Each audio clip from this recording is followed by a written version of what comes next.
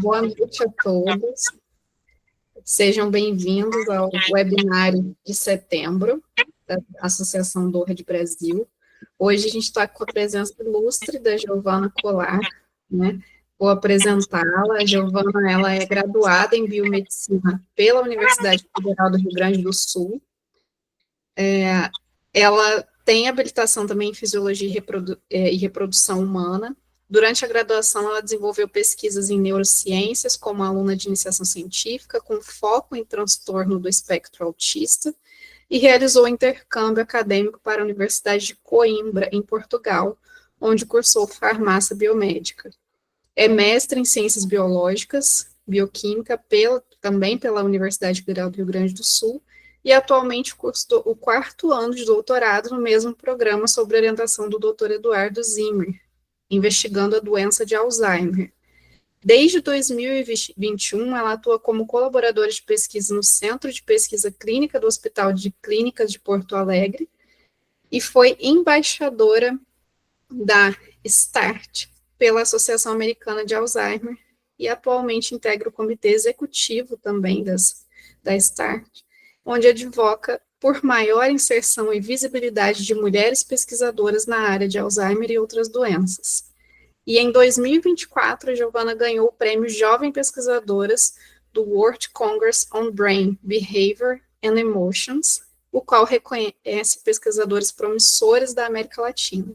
Em 2025, foi considerada pesquisadora One to Watch pela Associação Americana de Alzheimer também, como uma das pesquisadoras mais promissoras da área de Alzheimer, e foi contemplada com a bolsa de doutorado sanduíche para realizar parte dos seus estudos no Massachusetts General Hospital, na Universidade de Harvard, nos Estados Unidos.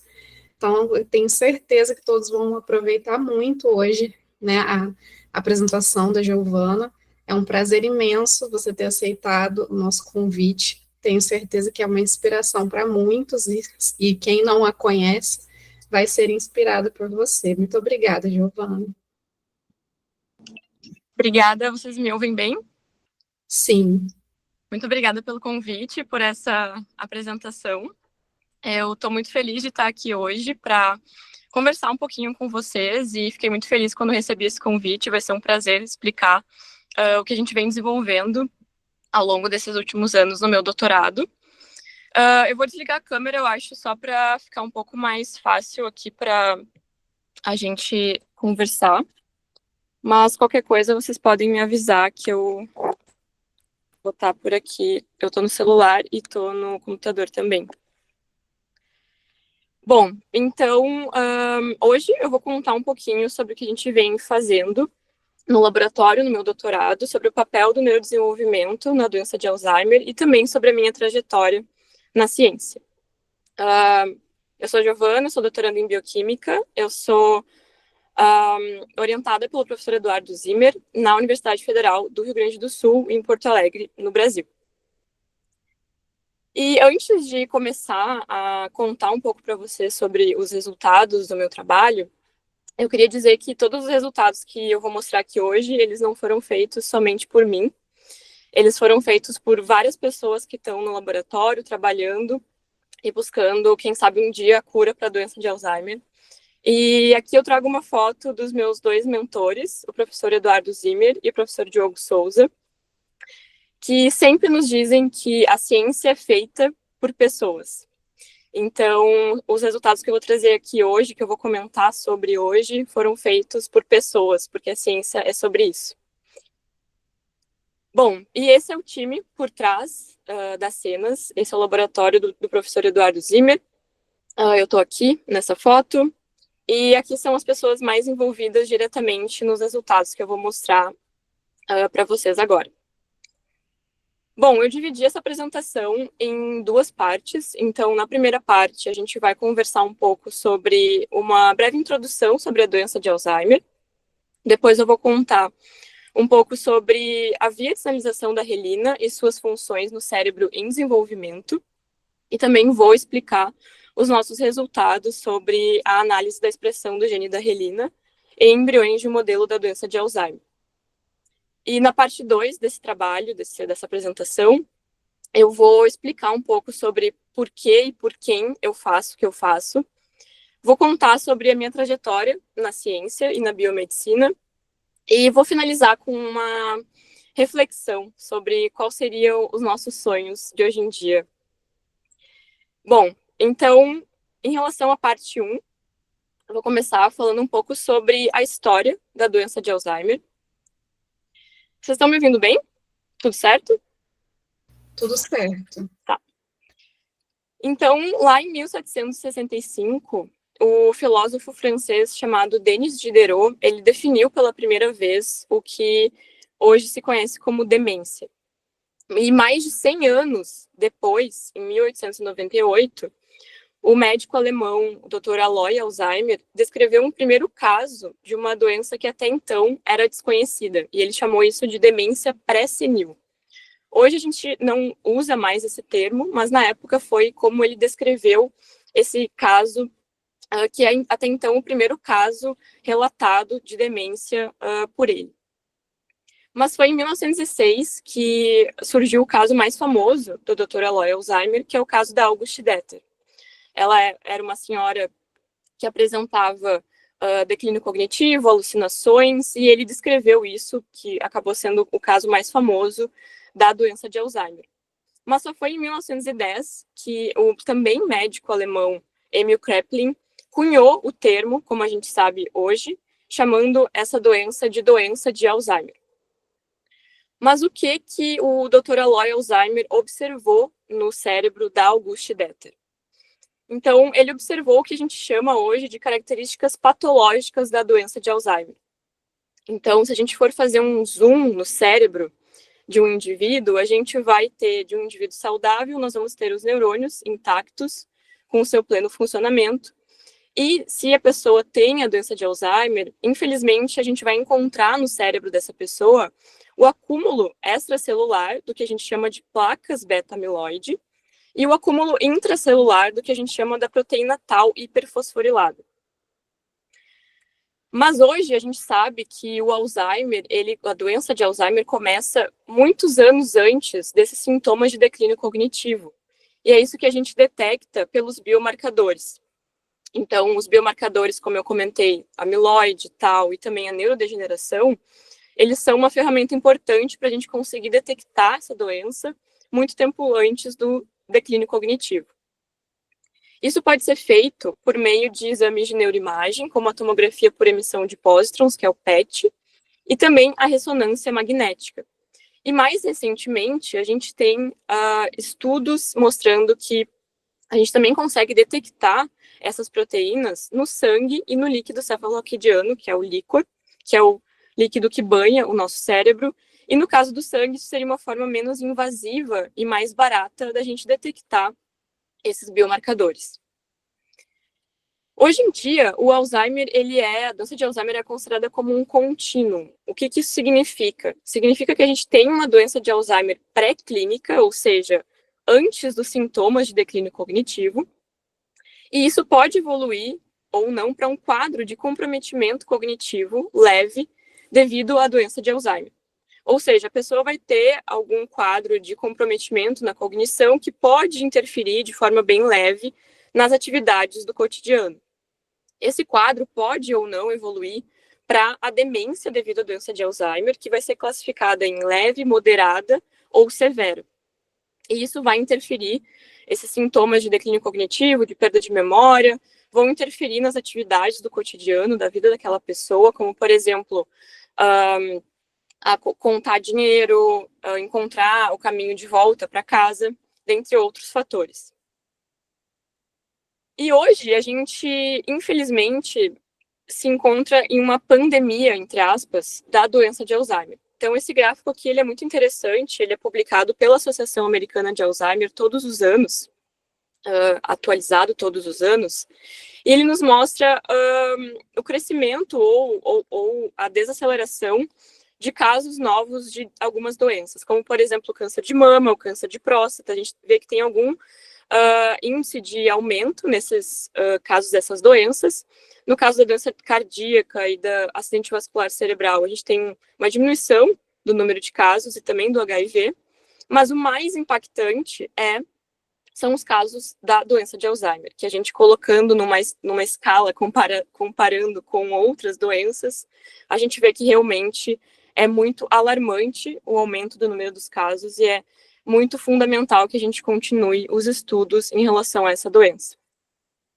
Se a gente for colocar isso num panorama global, a gente tem que o Alzheimer é a causa mais comum de demência no mundo, e isso significa, sendo traduzido para números, significa que 38 milhões de pessoas ao redor do mundo está na fase clínica da doença de Alzheimer. E se a gente for colocar isso em números de idosos com 65 anos ou mais, isso significa que neste ano de 2025, somente nos Estados Unidos, 7,2 milhões de idosos com 65 anos ou mais estão com sintomas de declínio cognitivo da doença de Alzheimer. E esses números são muito alarmantes, porque para as próximas décadas se projeta que esse número quase dobre para 13,8 milhões. Se a gente for colocar em proporção, isso significa que 1 a cada 9 idosos com 65 anos ou mais está na fase clínica da doença de Alzheimer, e esses dados são somente dos Estados Unidos. Se a gente for pensar idosos com 80 anos ou mais, isso significa que 1 a cada 3 está na fase clínica da doença de Alzheimer. Então, é impossível, praticamente impossível, que a gente não conheça alguém que esteja com Alzheimer, porque realmente, a partir dos 80 anos, 1 a cada 3 pessoas idosas vão ter a doença, estão com a doença. Bom, mas e aqui no Brasil? Quais são os dados que a gente tem? Então, é bem interessante, porque no ano passado, o Relatório Nacional sobre a Demência nos contou os números sobre a demência no Brasil. Isso foi feito pelo Ministério da Saúde, publicado em 2024. E estima-se que 2,46 milhões de pessoas estejam vivendo com demência no Brasil, principalmente com demência de Alzheimer. Isso significa que 8,5% dos idosos com 65 anos ou mais está com algum tipo de demência no Brasil. Mas os dados são ainda mais alarmantes, porque é estimado que 8,7 milhões de idosos sejam diagnosticados até 2050, então esse número alcance dados muito alarmantes da doença de Alzheimer. Mas o mais preocupante é a porcentagem de subdiagnóstico, ou seja, a gente tem atualmente, se estima que 80% dos casos de Alzheimer não seja diagnosticado, ou seja, esse número de 2,46 milhões pode ser ainda maior. Bom, mas depois de tantos dados alarmantes, como que a gente pode prevenir o Alzheimer?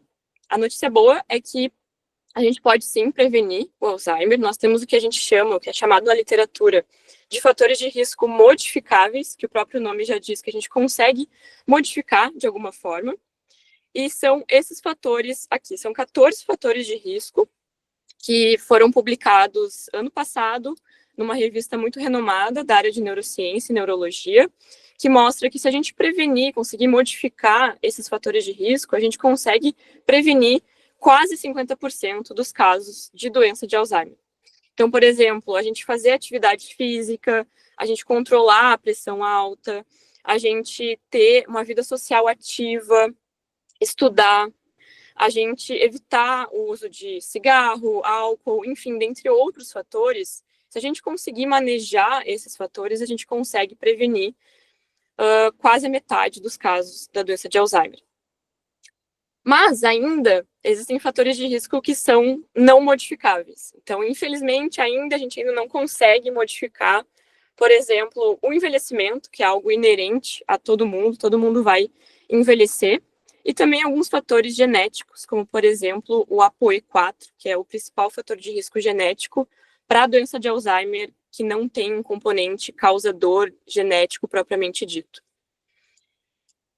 Bom, em relação a essa genética e forma esporádica, a gente tem algumas formas da doença de Alzheimer, e uma dessas formas é a forma esporádica, que não tem uma causa específica definida, e ela acontece, os sintomas de declínio cognitivo acontecem geralmente com 65 anos ou mais, e é uma doença multifatorial, ou seja, tem vários fatores de risco que combinados podem resultar no aparecimento da doença e corresponde a 99% dos casos de doença de Alzheimer. Por outro lado, a gente tem a doença de Alzheimer genética, que acontece normalmente, os sintomas de declínio cognitivo, de perda de memória, acontecem antes dos 65 anos de idade, e ela corresponde a apenas 1% dos casos gerais da doença de Alzheimer. E dentre essa doença de Alzheimer genética, que a gente chama de autossômica dominante, a gente tem 3 genes que, quando alterados, quando mutados, eles vão ser os genes causadores dessa doença. Então, se a pessoa tem uma mutação em um desses 3 genes, ela vai desenvolver, dali a alguns anos, a doença de Alzheimer genética. Mas, como eu disse, a boa notícia é que apenas 1% dos casos é esse tipo de doença de Alzheimer. Mas falando um pouco sobre esse tipo, aqui eu trago uma linha do tempo, que vai ser uma linha do tempo inversa. Então, eu vou começar da direita para a esquerda, mostrando o que acontece com os marcadores de amiloide e de tau ao longo do tempo com essas pessoas que têm essas mutações. Então, essa linha do tempo, ela começa no fim, na verdade, no início da demência, que seria o tempo 0. E se a gente for pensar anos antes desse início da demência, a gente tem que 7 anos antes, nós temos já evidências nesses indivíduos de um aumento do acúmulo da proteína tau no cérebro e também no sangue. 15 anos antes do início da demência, a gente já tem um acúmulo da proteína amiloide no cérebro e alterações da proteína tau no líquido cefalorraquidiano e também um aumento da atrofia do cérebro. Mas 25 anos antes, a gente já consegue detectar no líquido cefalorraquidiano alterações da proteína beta-amiloide. E o mais interessante disso tudo é que com 40 anos antes, essas pessoas já apresentam alterações do beta-amiloide no sangue e também alterações de conectividade entre regiões do cérebro. Mas se vocês forem parar para pensar que, no caso específico dessa doença de Alzheimer autossômica dominante, as pessoas normalmente têm um início da demência em torno dos 50 anos de idade, se a gente for voltando no tempo, a gente está falando, então, do início e do meio da fase adulta, nessa faixa de tempo aqui, mas a gente está falando da infância, com 40 anos antes. Então, a gente começou a se questionar quando que realmente o Alzheimer, a doença de Alzheimer, poderia começar. Será que ela poderia começar já desde o período embrionário, durante o neurodesenvolvimento desses indivíduos, já que essas pessoas já têm essas mutações nesses genes desde sempre? Então, para isso, a gente tem que lembrar que esses três genes, eles, quando mutados, eles causam o Alzheimer autossômico dominante. Mas, normalmente, a gente não tem essas mutações no nosso corpo, e esses genes, eles geram proteínas que são muito importantes durante o neurodesenvolvimento. Então, a proteína precursora amiloide, a presenilina 1 e a presenilina 2, elas têm papéis muito importantes durante o período embrionário no nosso organismo de maneira natural e de maneira normal. Todo mundo tem essas proteínas. Então, essas 3 proteínas, elas são muito importantes para a migração dos neurônios, por exemplo, para a formação das camadas corticais, que é o que a gente chama de laminação, e também para a diferenciação dos neurônios. Mas também uma outra proteína muito importante durante o neurodesenvolvimento é a relina. E aí vem o foco do nosso estudo. A relina ela é muito importante para essa dinâmica do citoesqueleto das células, para a formação de neurônios e de sinapses, e também para a migração dos neurônios no córtex em formação, em desenvolvimento. E a relina é um sinal de parada da migração dos neurônios. Então, aqui eu fiz essa figura para ilustrar para vocês. A gente tem a relina aqui em verde, e a gente tem as células Carral-Hatfield secretando essa relina, e a relina atua, então, como um sinal de parada dos neurônios em amarelo aqui em migração. Então, a relina não se tem dúvidas de que ela é muito importante para o neurodesenvolvimento, assim como a proteína precursora amiloide e as presenilinas. E a relina, ela é uma glicoproteína de matriz extracelular que tem uma via de sinalização bem complexa. Eu trouxe aqui essa via só para a gente entender um pouco como é que a relina atua dentro da célula. Então, a gente tem aqui o espaço extracelular, ou seja, fora da célula, e o espaço intracelular aqui no citoplasma.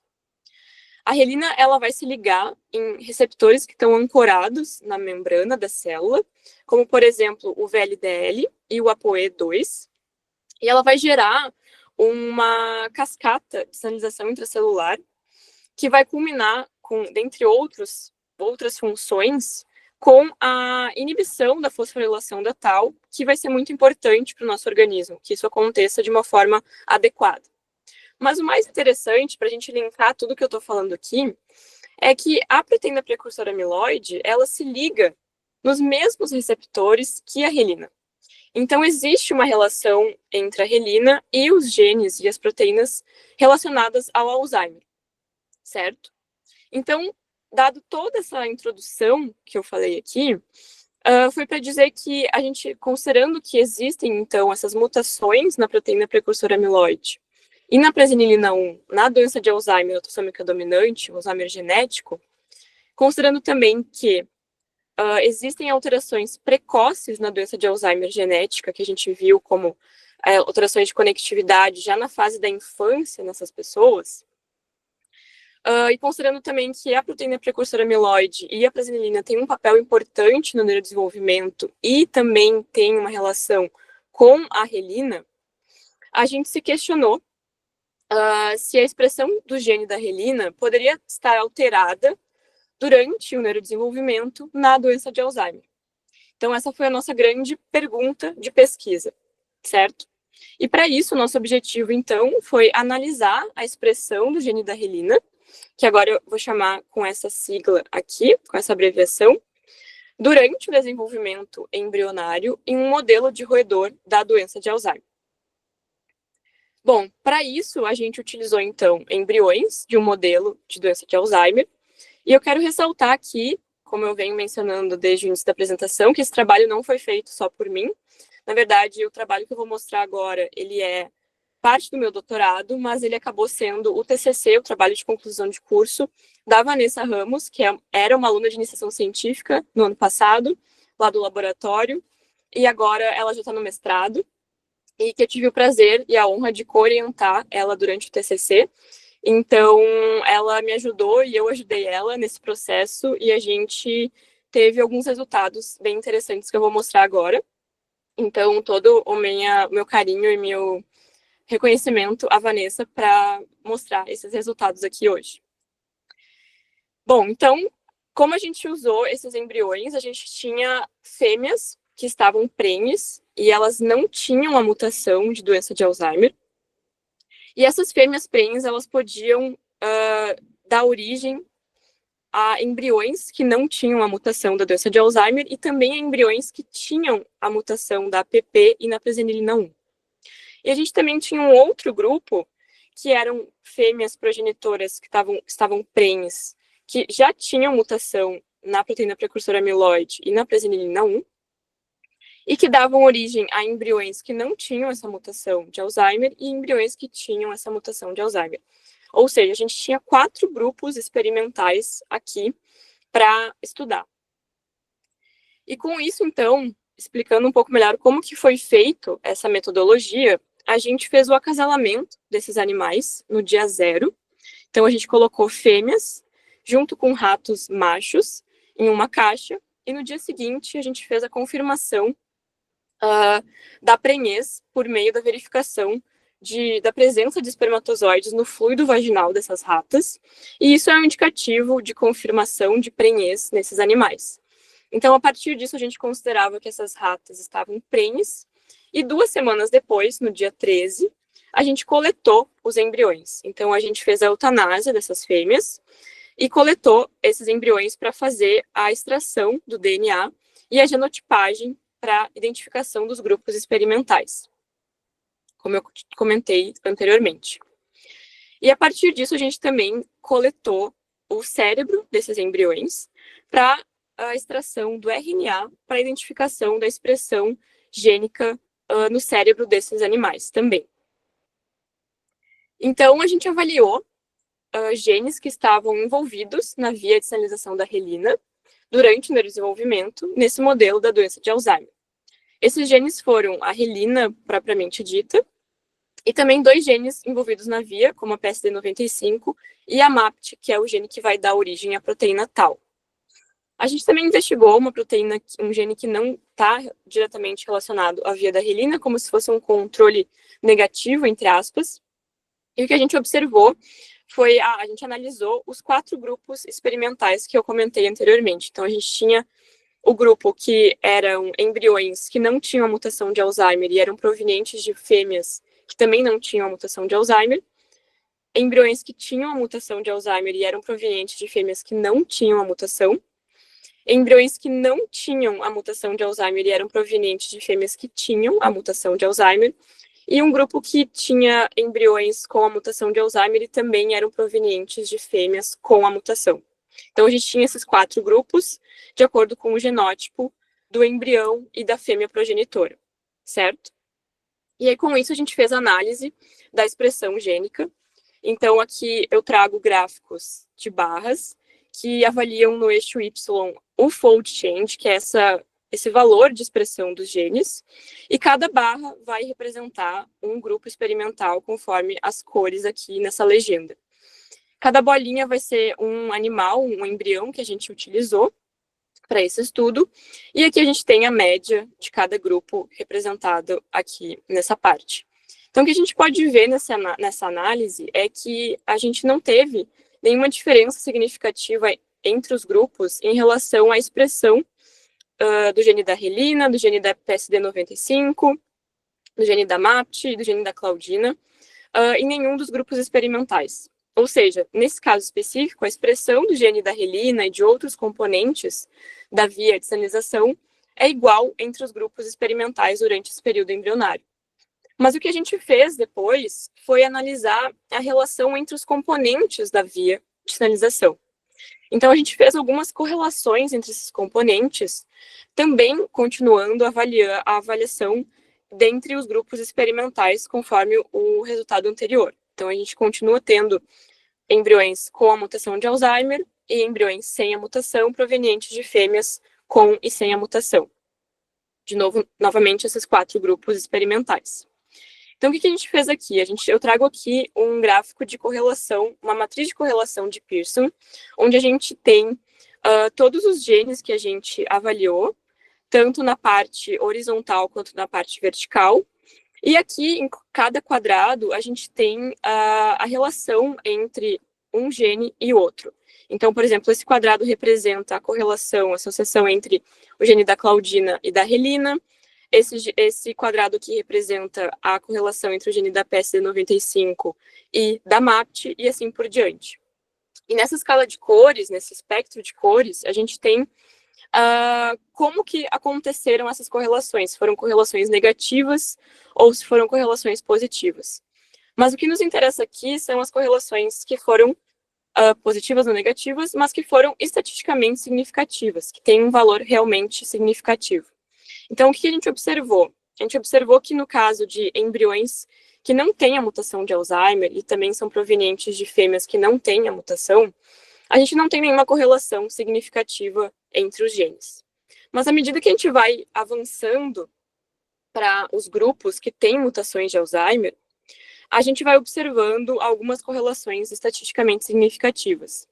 Então, por exemplo, a gente tem aqui nesse primeiro grupo, que são embriões com a mutação de Alzheimer, a gente observou uma correlação entre o gene da tau e o gene da relina. Aí, no caso dos embriões que não têm a mutação, mas que são provenientes de fêmeas que têm a mutação, a gente observou também essa relação entre o gene da tau e da relina, e também entre o gene da PSD95 e da tau.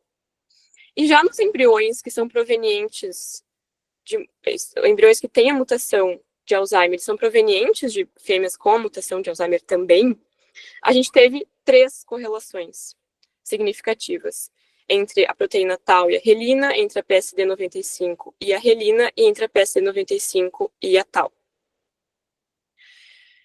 Então, o que a gente conclui o que a gente pode sugerir com esses resultados aqui? Que os embriões do grupo Alzheimer, com características de Alzheimer, têm um maior número de associações entre componentes da via da relina.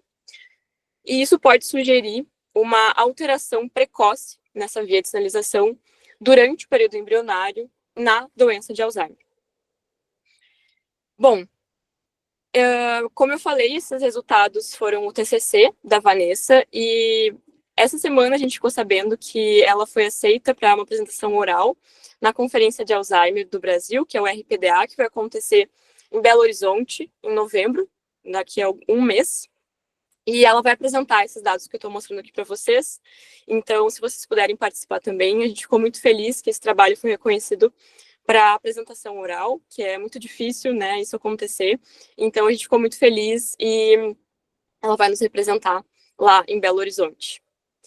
Bom, para concluir essa primeira parte, então, a gente tem que os embriões com mutação na proteína precursora amiloide e na presenilina 1 apresentam alterações em componentes da via de sinalização da relina, mas a gente ainda tem muito chão pela frente, então a avaliação de outros períodos embrionários é muito necessária para que a gente possa, então, entender o real impacto da relina durante o neurodesenvolvimento na doença de Alzheimer. Então, aqui eu trago essa primeira conclusão da primeira parte da apresentação. Agora eu vou para a segunda parte, que é um pouco mais sobre a minha trajetória. Não sei se vocês estão... Tá tudo certo? Estão me ouvindo? E se eu posso continuar? Sim, pode continuar. Tá bem. Então, agora que eu já apresentei os resultados do que a gente vem desenvolvendo, claro que isso é uma parte do que eu venho fazendo, e eu espero um dia poder voltar aqui para apresentar outros resultados que a gente tem. A gente tem outro trabalho também sobre a relina que envolve polimorfismos, mas, enfim, né, então apresentei um pouco do que a gente vem desenvolvendo, mas é um longo percurso e agora eu quero contar um pouco para vocês sobre a minha trajetória e também contar um pouco sobre o que e quem, na verdade, né, me move. Então eu queria começar, eu acho que a minha família está assistindo aqui, então vou tentar não ficar muito emotiva, mas eu queria começar com as minhas avós, tá? E elas são um exemplo para mim de resiliência, de coragem, sempre foram esse exemplo para mim. E elas foram diagnosticadas com demência, mas a demência não define o que elas foram na vida delas. Elas foram muito mais do que pessoas diagnosticadas com demência. E elas estão aqui hoje, na verdade, esse slide não é para dizer que elas tiveram essa doença, mas sim para dizer que elas continuam sendo, elas não estão mais aqui entre nós, no mundo físico, mas com certeza elas estão sempre nos acompanhando e elas continuam sendo sempre o meu exemplo de resiliência e de coragem. Então, eu deixo aqui meu agradecimento a essas duas mulheres. Mas eu não podia deixar de agradecer também a minha inspiração de cientista, que é a minha mãe. Ela nem sabe que tem essas fotos aqui nessa apresentação, mas eu resolvi trazer essas fotos, mostrando aqui na esquerda tem a foto dela recebendo o diploma da graduação em Química, e aqui a foto dela bem novinha, fazendo o mestrado. E ela é, com certeza, a minha inspiração de cientista. A primeira cientista que eu conheci foi a minha mãe. Então, também queria deixar esse reconhecimento aqui para ela. Bom, e tendo esse background muito forte na minha vida, eu fiquei pensando como que eu poderia fazer a diferença no mundo, certo? E claro que a gente tem muitas formas de fazer a diferença no mundo, e todas as formas são igualmente importantes, mas eu decidi seguir para a carreira científica. Então, eu decidi que eu queria fazer ciência, e aqui eu trago uma primeira foto minha como bichete, recém tinha entrado na graduação em biomedicina na URGS, em 2015, na Universidade Federal do Rio Grande do Sul, e estava cheia de sonhos, cheia de expectativas, era muito nova, faz 10 anos que isso aconteceu, e eu fiz 3 anos de iniciação científica durante a minha graduação com um transtorno do espectro autista. E aqui eu trago uma primeira foto do meu primeiro pôster da graduação. e do meu último pôster apresentado sobre o meu TCC em 2019. E, enfim, eu fiz meu TCC, eu apresentei, aqui eu ganhei alguns prêmios já por causa desse trabalho, e eu estava muito feliz com o que eu tinha feito, eu tinha certeza que eu queria seguir a carreira acadêmica. Nesse meio tempo, eu fiz mobilidade acadêmica, fui para a Universidade de Coimbra, em Portugal, que era uma vibe realmente bem Hogwarts. Aqui realmente é uma foto verdadeira da universidade, parece que a gente estava em outro planeta, as pessoas usavam realmente essas capas aqui, e foi uma experiência transformadora.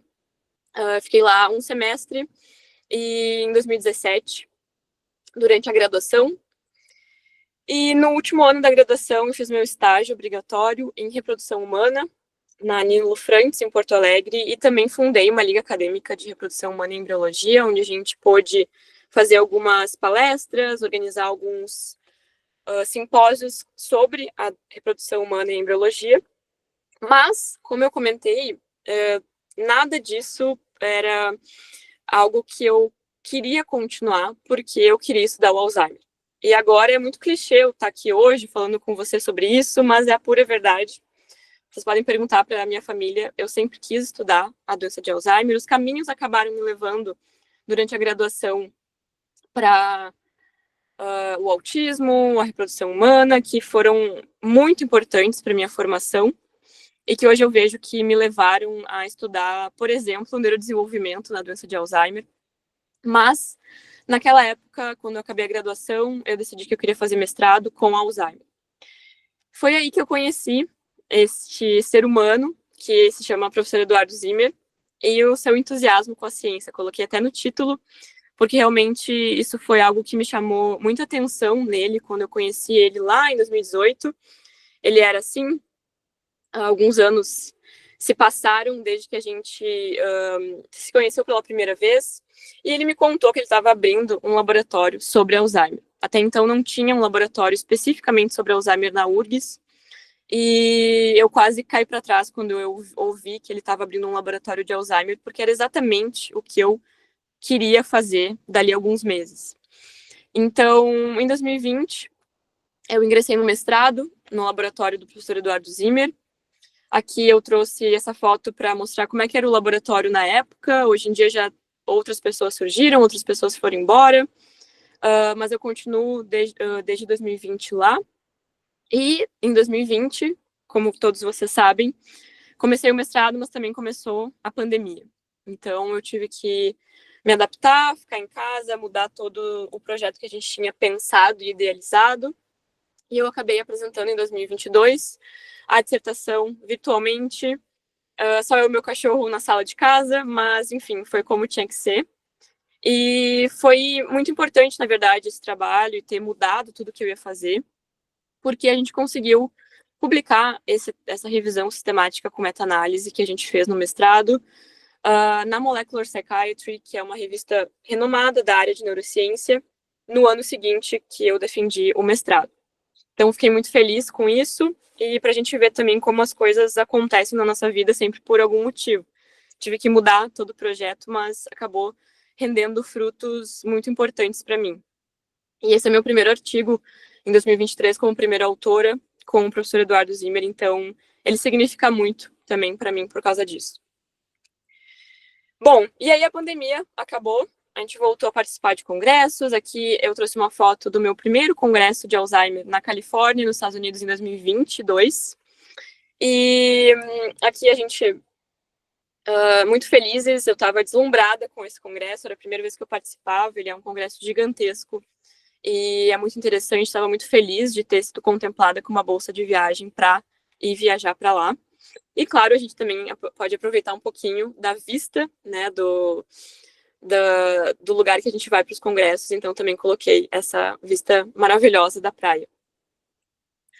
Em 2023, eu também fui para o Congresso de Alzheimer, que foi em Amsterdã, na Holanda. Eu fui como embaixadora da START, e aqui esse grupo da START é um grupo de voluntariado que a gente se voluntaria para ajudar na conferência, ajudar na organização durante os dias do evento. E aqui é o grupo que foi selecionado são 13 nacionalidades, são 30 pessoas, é um programa de embaixadores bem concorrido, com pessoas de todo o mundo, e eu fui uma das selecionadas em 2023, e estava muito feliz, aqui estou eu bem faceira, às 6h30 da manhã, pronta para trabalhar com o grupo. Eu também participei ao longo desses anos de outras conferências, como, por exemplo, a Tau Global Conference em 2024, que foi em Washington, nos Estados Unidos, onde eu fiz uma primeira apresentação oral sobre a Relina. Não foi o trabalho que eu mostrei aqui para vocês hoje, mas foi outro trabalho que a gente está avaliando polimorfismos da Relina. E foi muito legal pela primeira vez mostrar a Relina, o que a gente vinha desenvolvendo para as pessoas. Eu também fui a coordenadora do Neuroscience Next em 2024, que é um evento híbrido organizado pela Associação Americana de Alzheimer, que acontece em diversos hubs ao redor do mundo.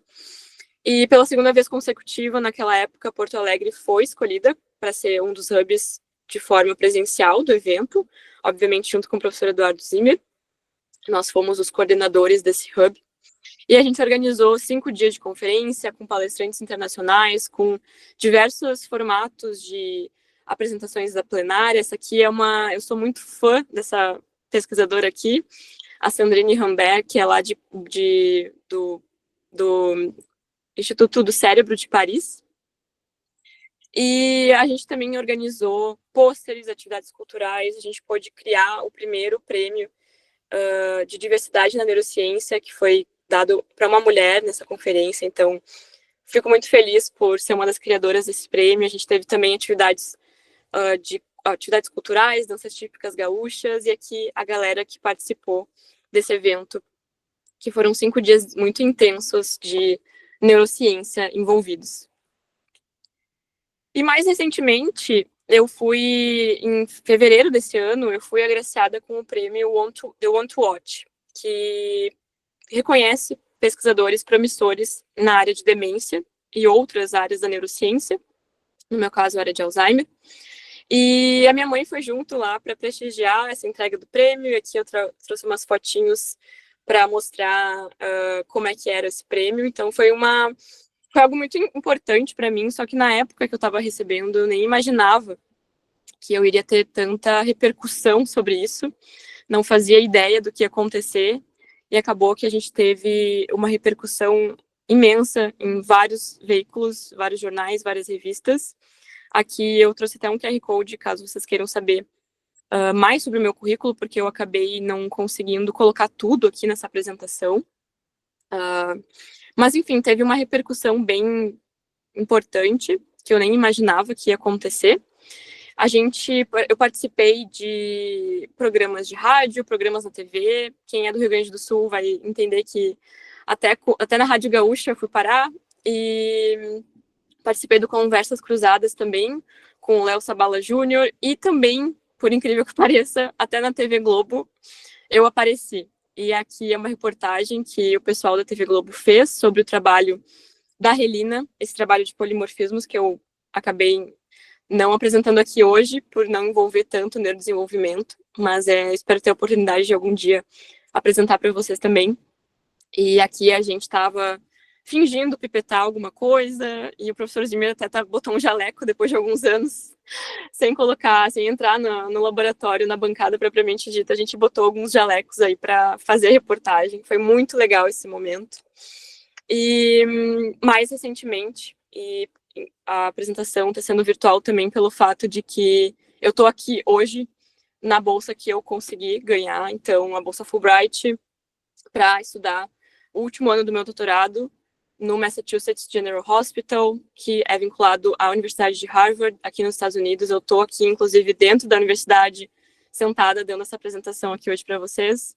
E é muito importante para mim esse momento, porque aqui foram 2 anos de preparação, 1 ano até sair o processo seletivo, até sair o edital, mais 1 ano de processo seletivo com diversas fases, diversas aprovações, entrevistas em inglês e português, enfim, muita coisa envolvida. E quando a gente fez uma videochamada com a nossa orientadora, com a nossa coordenadora do grupo da Fulbright do Brasil, não tive como não chorar, porque foi muito esforço envolvido realmente.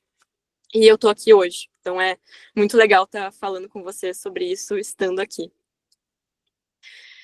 Bom, mas para finalizar, que o meu tempo já está acabando, eu queria que vocês pudessem refletir hoje, quando vocês chegassem em casa, ou quando vocês deitassem hoje no cabeça no travesseiro, qual que é o sonho de vocês?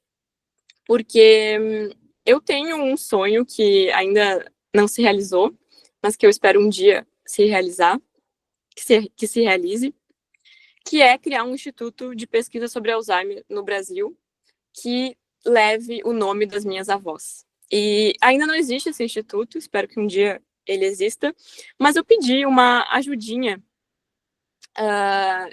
de um grande amigo nosso, que todos vocês conhecem, para nos mostrar, talvez, assim, como é que ficaria esse instituto. Então, eu pedi para o ChatGPT para ele me dar uma ajudinha, e ele colocou, assim, essas imagens belíssimas de como ficaria. Acho que ficaria bem bonito, não sei o que vocês acham, mas eu amei como ficaria, e eu quero igualzinho, assim. Lá em 2036, quando a gente tiver esse instituto, quem sabe um dia, né? Então, brincadeiras à parte, eu possa colocar fotos reais desse instituto. E para finalizar, realmente, agora essa apresentação, tudo que eu mostrei aqui, resultados, análises, trajetória, prêmios, enfim, eles são só um recorte do que eu faço na minha vida. Eu também tenho dias horríveis, dias muito bons, e para mostrar também que algumas coisas levam bastante tempo para acontecer. E o que a gente vê das pessoas é o que as pessoas querem nos mostrar. A gente vê um recorte do que as pessoas estão nos mostrando pelas redes sociais, pelos prêmios, pelas conquistas, mas na verdade isso é só uma pontinha bem pequena de uma grande rocha no meio de um oceano bem turbulento, que envolve muitos riscos, muita persistência, rejeições. Um dia eu posso fazer uma apresentação inteira mostrando todas as rejeições, todas as aplicações que eu fiz e não ganhei. Muitas críticas, muitas e muitas críticas, muitas dúvidas, muitas falhas de disciplina e também muito privilégio. Eu tenho que reconhecer isso, que as nossas 24 horas não são as mesmas para cada um. E também eu tenho muito privilégio de poder ter o apoio da minha família e poder me dedicar à ciência, mas também tem todas essas outras pontas aqui, todas essas outros aspectos desse iceberg que a gente tem que considerar. E aqui eu trago uma foto que, se vocês lembram da primeira parte ali do início da minha apresentação, da segunda parte, foi o dia que eu passei na URGS para biomedicina, foi em fevereiro de 2015. E coincidentemente, no mesmo mês, mas 10 anos depois, eu recebi o prêmio como pesquisadora mais promissora da área de Alzheimer do mundo. Então, as coisas, sim, levam muito tempo para acontecer. Não se comparem, cada um vai ter um caminho, não adianta eu falar que façam isso, isso, isso, porque cada um vai ter uma trajetória que vai ser igualmente boa ou muito, muito melhor, que eu tenho certeza disso. E o que todos esses reconhecimentos e esses prêmios me deram ao longo desse tempo, na verdade, foi descobrir um grande poder que hoje em dia eu sei que eu tenho, que é inspirar as pessoas. Eu nem sabia que, ao receber esse prêmio, eu ia ter tanta repercussão e tanto impacto positivo na vida das pessoas. E hoje, o que me inspira é inspirar a próxima geração de neurocientistas do Brasil. E essa galera aqui são os alunos de iniciação científica que eu co-oriento atualmente no laboratório do professor Eduardo Zimmer.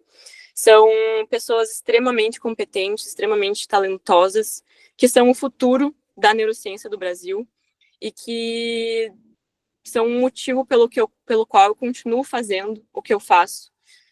Eles têm uma vontade e um brilho no olho que motiva a gente todos os dias a continuar. Então, eu deixo aqui também o meu muito obrigada, principalmente a Vanessa pelo TCC e os dados que eu mostrei aqui hoje para vocês, mas todos os outros alunos por toda a dedicação e empenho que eles têm todos os dias lá no laboratório com a gente. Bom, eu deixo aqui então o meu muito obrigada, deixo o meu e-mail para vocês entrarem em contato comigo, o meu Instagram, lá a gente posta, o Instagram do laboratório também, lá a gente posta coisas interessantes sobre a doença de Alzheimer, sigam a gente lá. E eu fico aberta a perguntas, a questionamentos, sugestões, comentários. E agradeço novamente o convite. Estou muito feliz por estar podendo mostrar para vocês um pouquinho do que a gente vem fazendo no laboratório nos últimos anos. Muito obrigada, pessoal. Obrigada, Giovana. Nossa, que linda a sua trajetória. Adorei, achei a coisa mais linda, a sua inspiração para virar cientista, para trabalhar com a área, né? Nessa área especificamente. E a gente torce para que o seu instituto vire realidade em breve, né? Coisa mais linda. Ficou lindo mesmo, eu adorei. Obrigada. E aí, também gostei muito da parte que você apresentou os dados, né? Em conjunto com a sua aluna de iniciação científica. E aí eu tenho uma pergunta antes do pessoal. Aliás, antes, né, de fazer a pergunta, quem quiser, o pessoal pode abrir o microfone, levantar a mão, ou mandar. A gente já tem, inclusive, uma pergunta, que depois eu faço a minha. E aí, agradecer muito assim, a sua palestra super inspiradora. Bom, antes de fazer minha pergunta, então, já que temos duas que estão aqui. A Ana Santos parabenizou pela fala e pediu para você comentar mais sobre os filhotes do grupo controle com mutações similares ao Alzheimer. Seria como modelo de desenvolvimento da doença sem fatores genéticos, parecido com o que acontece em humanos?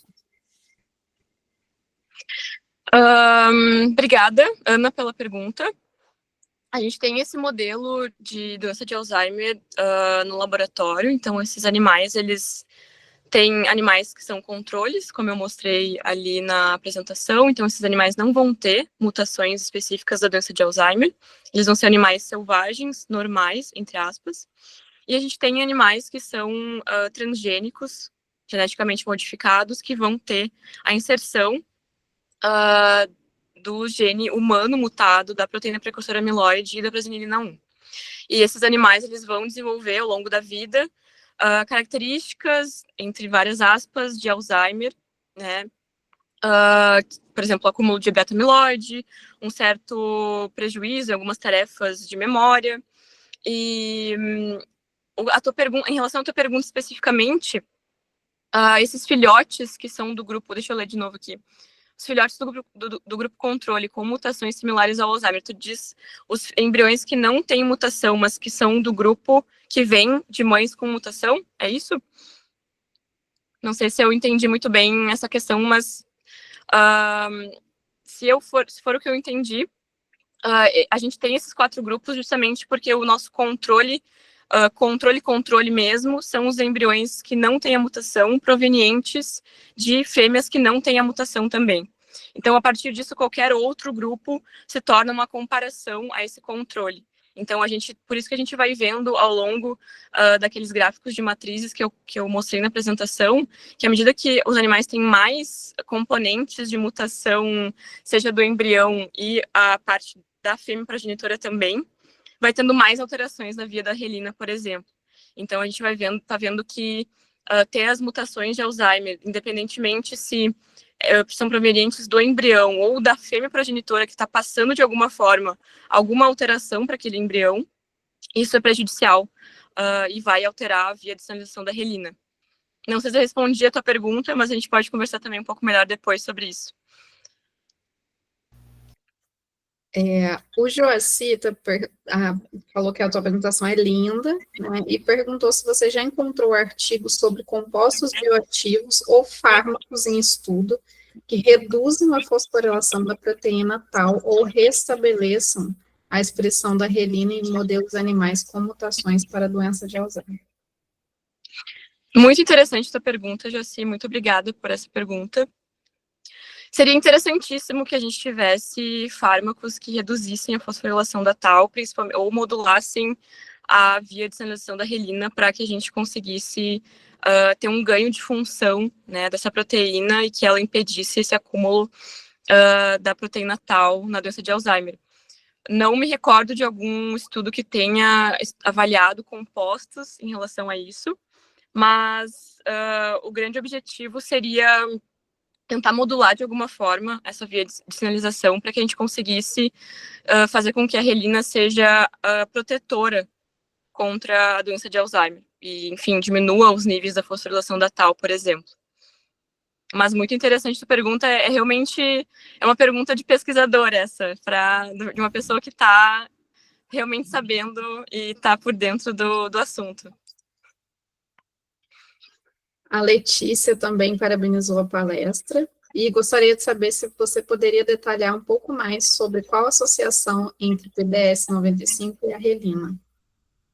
Tá, a PSD95 é uma proteína que está ancorada na membrana e ela vai fazer parte da via de sinalização da relina, dentre outras proteínas que também fazem parte. Então, a gente avaliou essa proteína, mas, como eu comentei na apresentação, esses resultados são preliminares e a gente também quer avaliar outras proteínas da via de sinalização. Então, não especificamente focar na PSD95, mas também avaliar os outros componentes da via de uma forma para entender o que está acontecendo de uma forma mais ampla. Então, a gente não está focando tanto na PSD95 especificamente. Foi meio que um ponto de partida para a gente entender o que estava acontecendo na via.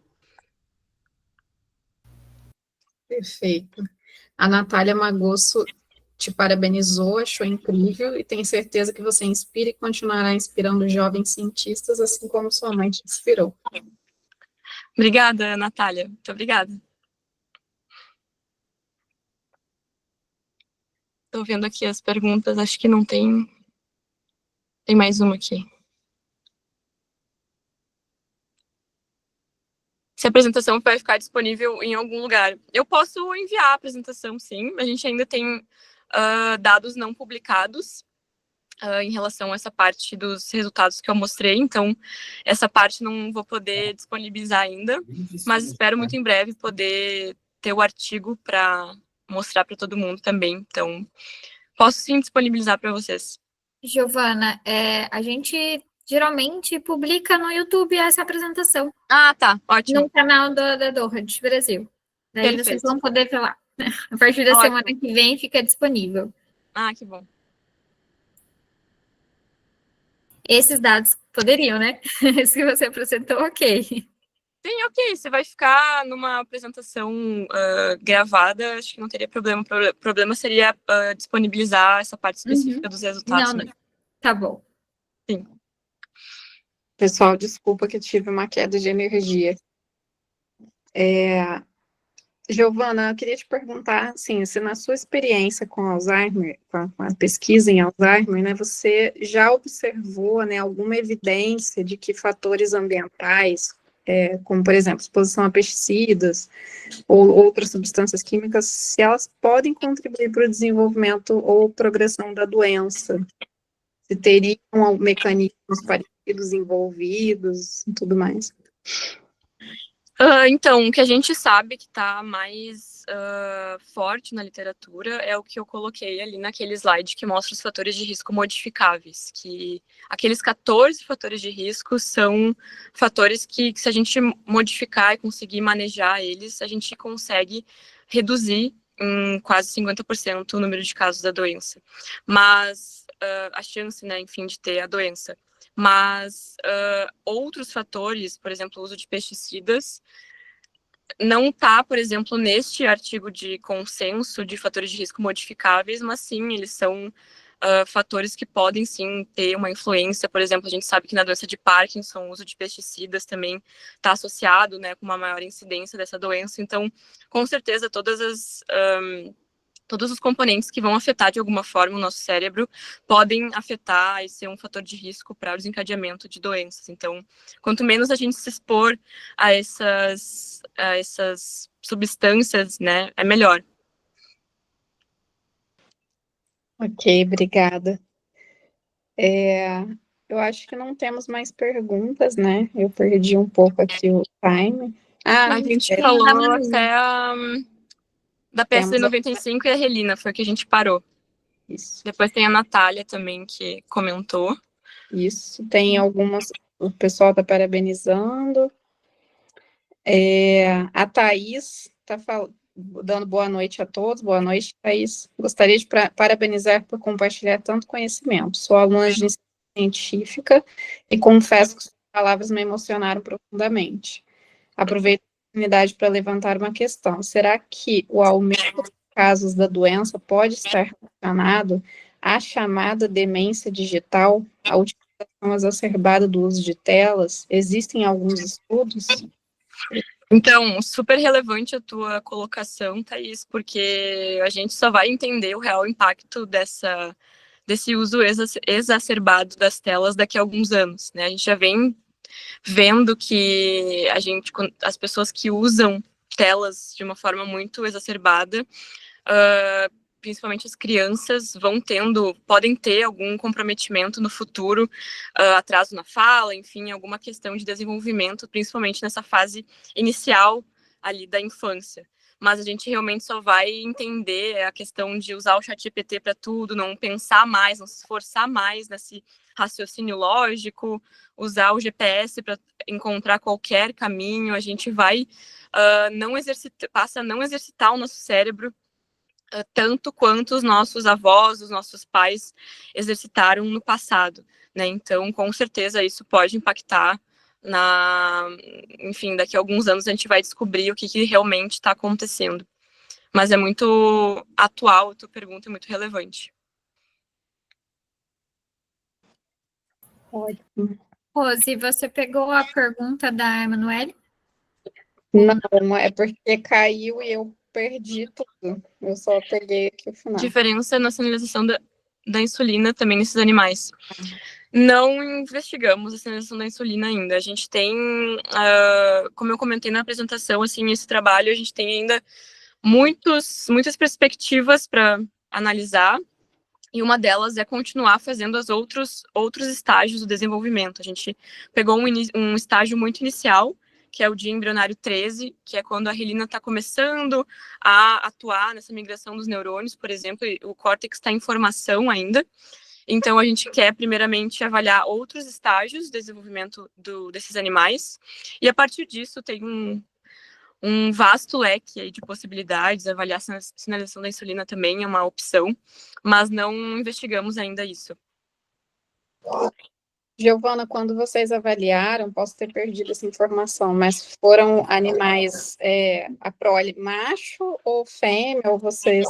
Não teve uma diferenciação. A gente tem material guardado para fazer essa sexagem, que é essa diferenciação entre machos e fêmeas, mas como o nosso N ainda é preliminar, a gente preferiu fazer machos e fêmeas juntos, para não ter enfim, para aumentar o N amostral e conseguir ter um poder estatístico suficiente. Mas sim, é uma grande perspectiva conseguir dividir esses embriões entre machos e fêmeas para a gente conseguir avaliar se tem alguma diferença de sexo, né, entre esses animais também. Ah, perfeito. Bom, mais alguém? Giovana, eu tenho uma pergunta. Pode perguntar. Primeiro, agradecer, né? Acho que todos nós ficamos aqui inspirados, né, pela sua trajetória, e é bacana também a gente se enxergar, né, nessa fase. Eu sou aluna de doutorado nesse momento, então a gente vai contribuir muito com a nossa trajetória também. Eu me emocionei junto.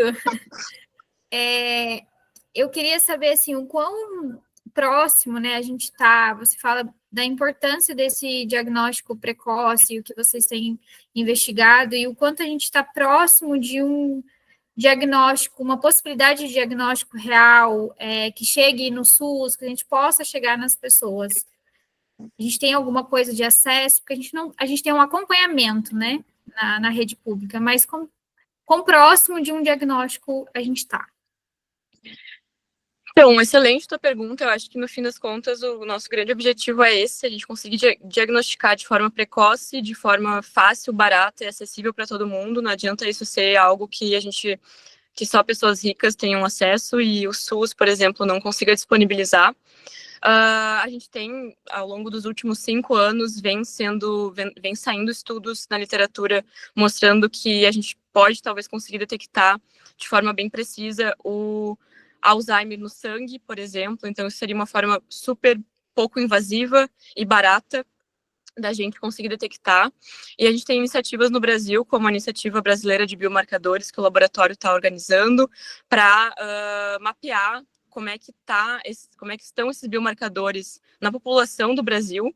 O foco vai ser inicialmente no Rio Grande do Sul, mas depois isso vai ser expandido para outras regiões do país, para que a gente consiga entender o que está acontecendo com esses biomarcadores no nosso país, porque a gente só tem dados de outros países, de outras populações, e o Brasil é uma das populações mais miscigenadas do mundo, e a gente não tem acesso ao que está acontecendo com os biomarcadores de Alzheimer aqui. Então, esse é o grande objetivo do professor Eduardo Zimmer, do grupo como um todo, da gente conseguir fazer esse estudo que consiga identificar o que está acontecendo com os biomarcadores na nossa população, para que a gente consiga, então, ter cutoffs, né, limites, que a gente consiga detectar e dizer, a partir disso é Alzheimer, abaixo disso não é. Então, é um longo caminho pela frente, mas a gente está muito mais perto do que estava há alguns anos, então eu estou bem esperançosa com essa questão do diagnóstico, e com certeza o nosso grande objetivo sempre é disponibilizar para o SUS, porque senão qual que é o grande ponto disso tudo, né? Então, obrigada pela tua pergunta, espero que numa próxima eu tenha uma resposta de que realmente a gente vai disponibilizar isso e vai dar tudo certo. Quanto antes a gente conseguir detectar, a gente consegue modificar esses fatores de risco, a gente consegue retardar esse início da doença, desacelerar essa progressão de alguma forma, enfim.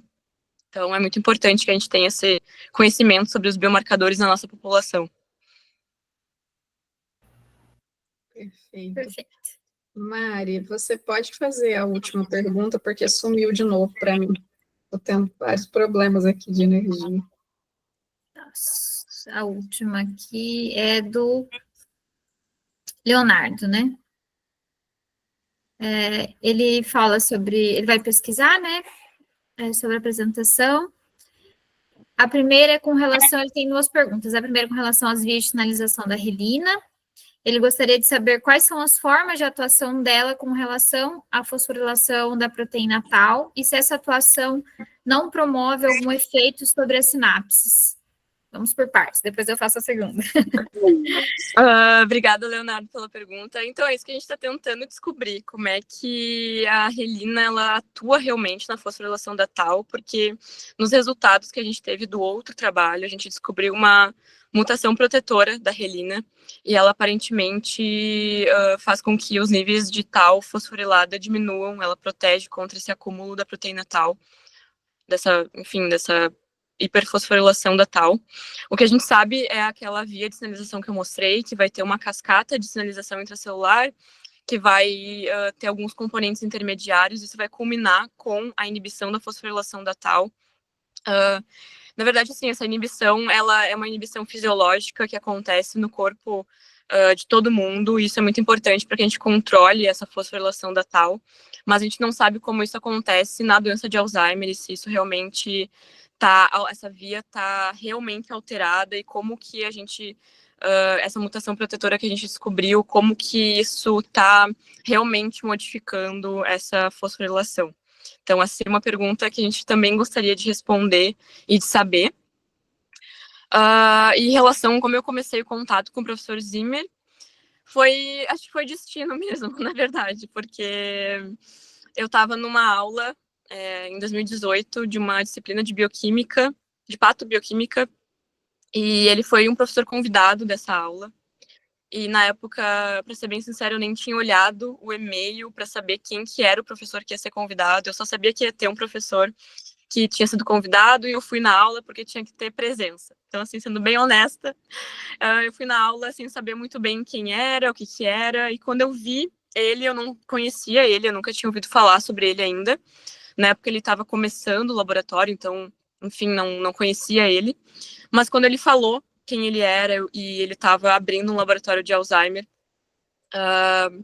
eu fiquei, assim, chocada com o fato de que eu quase não tinha ido naquela aula, e se eu não tivesse ido naquela aula, eu não teria ouvido ele falar, e talvez eu não estivesse aqui hoje falando com vocês. Então, como eu fiz esse contato, na verdade, foi o destino mesmo que fez esse contato, mas atualmente, se eu quiser fazer um contato com ele, ele tem um e-mail, tem o contato do laboratório também, @ZimmerNeurolab no Instagram, e eu posso também passar o contato do e-mail do laboratório para vocês entrarem em contato com o lab. E como eu busquei plataformas para publicação de artigos. A gente usa bastante o PubMed, que é uma plataforma de busca de artigos que tem diversos artigos de diversos tópicos, e também tem o Web of Science, tem buscas que a gente pode fazer no Google mesmo para identificar artigos científicos, mas eu diria que são essas 3 plataformas as que a gente mais usa. Não sei se vocês têm outras plataformas também e querem complementar, mas seriam essas que eu falaria, assim. Para publicação de artigos, na verdade, a gente tem que fazer o trabalho, escrever, e aí submeter para uma revista científica. Então, na verdade, a gente já tem, enfim, uma lista de revistas que a gente conhece e que a gente acha que aquele determinado trabalho vai se adequar melhor para a revista tal, ou para a revista X ou Y. E aí a gente envia esse artigo para o editor da revista, para que ele aceite ou não para ser revisado. Então, mais ou menos é assim que funciona o processo. Então, não tem uma busca de locais para submissão para publicação de artigos, porque a gente vai enviar primeiro e ser aceito ou não, de acordo com o escopo da revista, né? E, além disso, com que meios buscou o intercâmbio em Coimbra? Esse intercâmbio é uma parceria com a URGS. Eles têm parcerias com diversas universidades ao redor do mundo. Uma delas era Coimbra, eu apliquei. Eles só selecionam, na época que eu apliquei, era 2 pessoas por universidade que eles têm esse convênio. Então, eu fui uma das selecionadas, mas foi um edital específico da universidade. Mas eu sei que existem editais como, por exemplo, o Santander, que tem bolsas de intercâmbio durante a graduação, e também, por exemplo, na Hungria, que a Vanessa fez intercâmbio para lá, ela também aplicou para uma bolsa específica do governo húngaro. Então, tem outras possibilidades, dependendo de qual país a pessoa quer ir, dá para procurar e ver qual bolsa que que oferece mais benefícios, enfim, que melhor se adequa ao que tu quer, quais são os teus objetivos, né? Então, essa foi especificamente uma bolsa com vínculo com a URGS. Perfeito. Bom, acho Tô adorando todas as perguntas, nem fazia ideia foram que ia ter muito tantas. Sim, e muito, Realmente. muito boas. Realmente você inspirou a pessoa a perguntar, Leonardo. Sim. Pelas respostas. Mas qualquer coisa me manda e-mail, Leonardo, que a gente conversa melhor. Pode me achar lá no Instagram, no e-mail eu consigo responder melhor, que no Instagram às vezes tem um monte de mensagens de pessoas que a gente não segue, então eu acabo nem vendo direito às vezes. Então, de alguma forma, entre em contato comigo e a gente continua conversando. Se precisar de mais ajuda para buscar artigos, enfim, a gente está à disposição. Perfeito. Leonardo vai ser seu colega de laboratório. Com certeza, a gente já recrutou muitas pessoas ao longo desses últimos meses aí com essa repercussão. Muito bom.